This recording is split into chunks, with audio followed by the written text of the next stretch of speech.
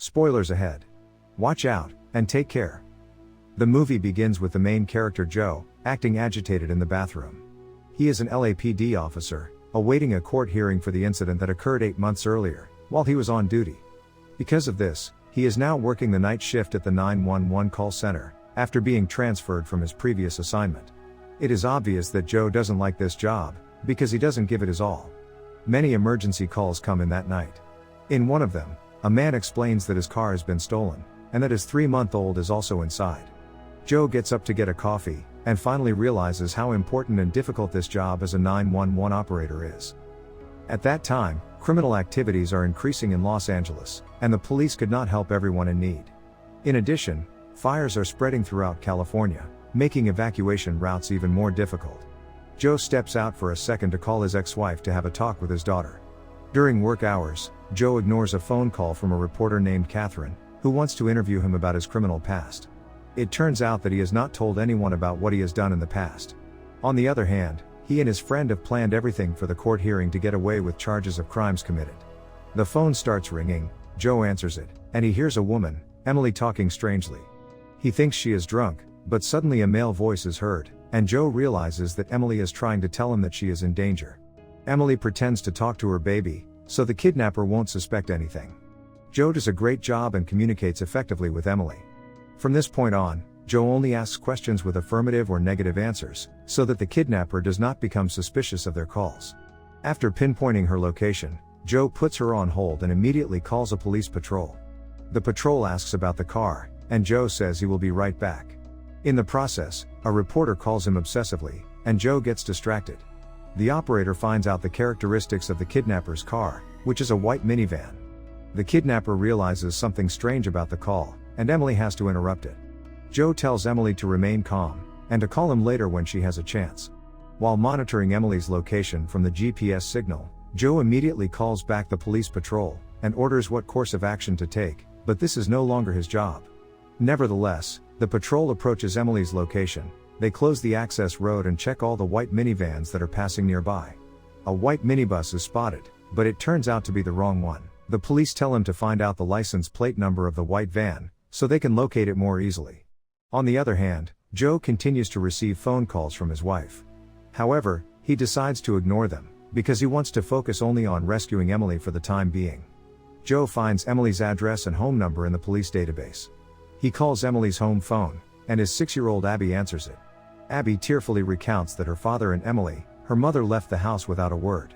Terrified, the child tells Joe that her father, Henry Fisher, entered the house with a knife, and forced her mother into his van, leaving her home, alone with her little brother Oliver. Abby cries and repeats that she wants to see her mother and father. Joe calms her down and tells her to call 911 if anything bad happens to her. In the meantime, he tells her to watch television or stay with her younger brother. Also, thanks to Henry's phone number, he is able to retrieve the van's license plate number. Joe calls back the California Highway Patrol, and tells them the van's license plate number. He also reveals that Henry has a history of assault, and has been in and out of jail several times. Seeing the data, he is increasingly convinced that Henry is the kidnapper. Joe asks to send a patrol car on the trail of the white van, and another to Emily's house to check on Abby and her little brother. But the officer tells him to do his job and nothing else. Joe doesn't listen, and contacts available patrols on his own to send them out to Emily's house. In the meantime, the reporter calls him back and demands to ask him a couple of questions tomorrow. Stressed, Joe tells her to stop calling him and hangs up. Worried about disturbing the other 911 operators, he decides to go to another room. He tries to ask his superior at the police station to help Emily. He tells him to send a patrol car, and break down the door if necessary, but the sergeant says he cannot do so without a warrant. Finally, his superior tells him to concentrate on solving his own case in court tomorrow, rather than insist on helping others' cases.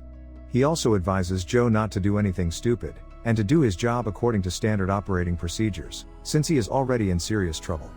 Joe tries to call Emily, but is unable to reach her. After that, he anxiously calls the patrol back, to ask if they have found the van. Joe is freaking out and not following the rules, because he should only contact the patrols when he has new information. He calls his wife, Jess, but as soon as she answers, they immediately start to argue. They have not been together for 6 months now, and now Joe calls at 2 a.m. to talk to his daughter. Later, in frustration, he calls Henry, Abby's father, and demands to know where he is going.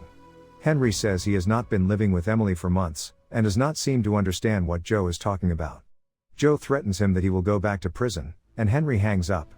Joe calls and asks his former colleague and friend Rick for help. During the conversation, Joe realizes that Rick is slightly drunk and gets upset, as he is his witness in court, and cannot show up hungover. Rick says he worries about court tomorrow, and doesn't think they will make it. Basically, Rick is a friend of Joe's who planned to give false testimony in court to escape his crimes. Joe assures him that everything will be fine, and asks him to go to Henry Fisher's house. Shortly thereafter, another operator informs him that he has received a call from Abby. Excited, Joe says to connect her to his PC immediately. Abby, in a panic, tells him that 2 officers have arrived at her door, but her parents have taught her not to open the door to strangers. Joe orders her to let them in, because they are there to help her. Then the agents notice blood on Abby, which fortunately is not hers. Searching the house, they find Oliver in the bedroom, badly injured, stabbed several times by someone. In the background, Abby can be heard being confused, as she doesn't understand what happened to Oliver. The call is suddenly interrupted when the officers panic. Another operator arrives and tells Joe that the shift is over. He says he will stay a little longer. Then soon after, Joe calls Henry again and says he is a policeman, saying he already knows everything he has done to his wife and children. Surprisingly, Henry feels pressed and is unable to say anything as he cries. Joe angrily says that he will rot in jail, and Henry hangs up. Eric calls him and tells him that he has arrived at Henry's house. Joe tells him to break down the door, because Henry has killed Oliver, and they need to know where they are going.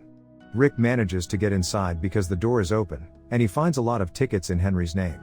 Joe asks him to find something useful, and hangs up.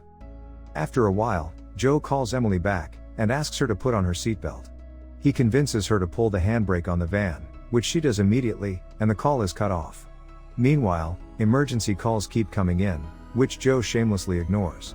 After a few minutes, he receives a call from Emily, who tells him that his plan to crash the vehicle has failed. When the girl tried to escape, Henry locked her in the back of the van. Joe calms her down, and asks her what items she has near her.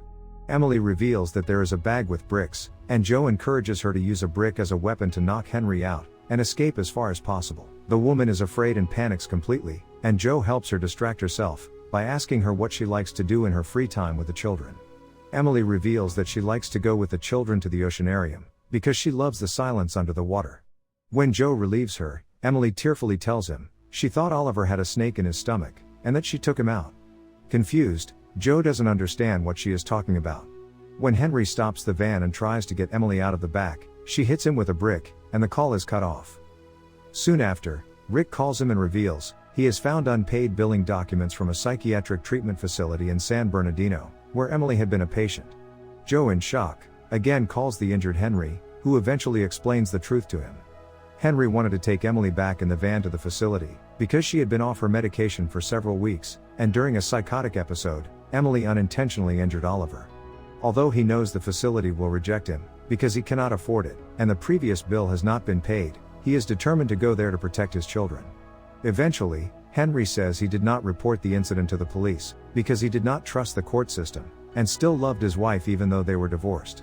After the phone call, Joe cannot believe what he has done. He feels desperate that it was all his fault, thinking that if he had not meddled in other people's affairs, none of this would have happened. Moreover, all this time, he thought Henry was the culprit, although in reality, he was innocent, and now he is hurt because Joe told Emily to attack him. Soon after, Emily calls Joe back from a highway overpass. As she answers Joe's question, she panics because she realizes that she has a lot of blood on her hands. Emily realizes that she has injured Henry and Oliver. She immediately remembers all the mistakes she has made against her family. Emily continues to cry and regret all her actions, hinting that she is preparing to take her life. At the same time, Joe directs the California Highway Patrol to her location. Joe cries and anxiously asks her not to jump, because he cannot afford to kill her as well. But Emily already seems determined, and at that point, to distract her, Joe reveals that he killed a 19-year-old while on duty. He was angry with him for hurting someone, even though he was not sure. In other words, Emily and Joe have the same problem, the only difference being that Emily accepts her guilt, and therefore wants to take her life, while Joe continues to give himself the feeling that what he did can be justified. Joe tells Emily that Abby needs her, and that he has promised the little girl. At that moment, Emily realizes that there is a young soul who needs her. When the officers arrive, Emily says she is going to stay with Oliver, and the line drops. Joe thinks she ultimately jumped, but fortunately, he receives a message from the California Highway Patrol that they have already gotten her off safely. Rick also informs him that Oliver is still alive, and is in intensive care at the hospital. Hearing all these facts, Joe cries happily after saving Emily and Oliver's lives. Moments later, he goes to the bathroom and realizes that Emily's case reflects his own problems. Joe confidently calls Rick, asking him to retract his earlier statement about the accident. He asks him to tell the truth in court, even though he will spend years in prison. As it turns out, Joe also calls the Los Angeles Times to inform the reporter that he will plead guilty to manslaughter, ultimately accepting his past crime. A news report is read, informing that Officer Joe Baylor has indeed pleaded guilty to manslaughter for an officer-related shooting. The end. Thank you for watching. Subscribe if you'd like to see more videos like this. Turn on the notifications, and leave a like to help the channel out.